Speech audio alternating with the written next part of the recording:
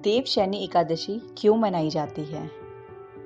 हिंदू धर्म में एकादशी का व्रत महत्वपूर्ण स्थान रखता है।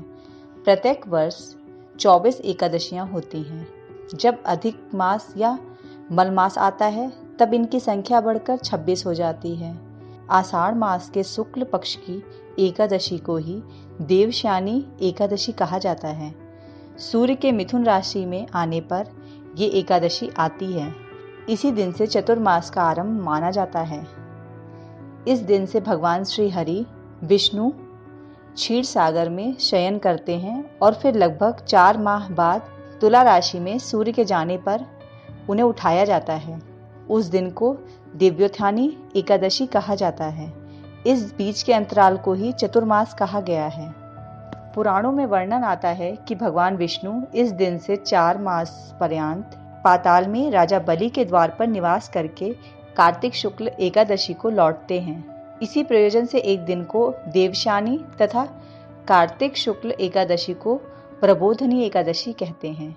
इस काल में विवाह, दीक्षा ग्रहण, यज्ञ, गृह प्रवेश, गोदान एवं जितने भी शुभ कार्य हैं वे सभी त्याज्य होते हैं। धार्मिक शास्त्रों के अनुसार आषाढ़ शुक्ल पक्ष में एकादशी तिथि को शंखासुर दैत्य मारा गया।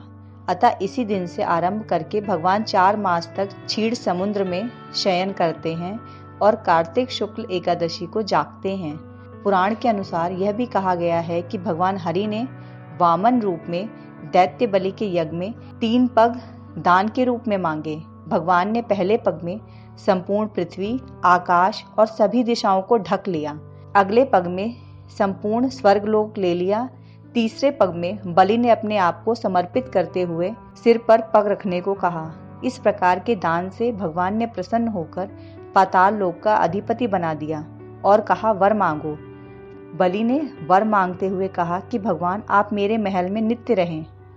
बलि के बंधन में बंधा देख उनकी भार्या लक्ष्मी ने बलि को भाई बना लिया और भगवान से बलि को वचन से मुक्त करने का अनुरोध किया। तब इसी दिन से भगवान विष्णु जी द्वारा वर का पालन करते हुए तीनों देवता 4-4 माह सुतल में निवास करते हैं। विष्णु देवशयनी एकादशी से देवउठानी एकादशी तक, शिव जी महाशिवरात्रि तक और ब्रह्मा जी शिवरात्रि से देवशयनी एकादशी तक निवास करते हैं।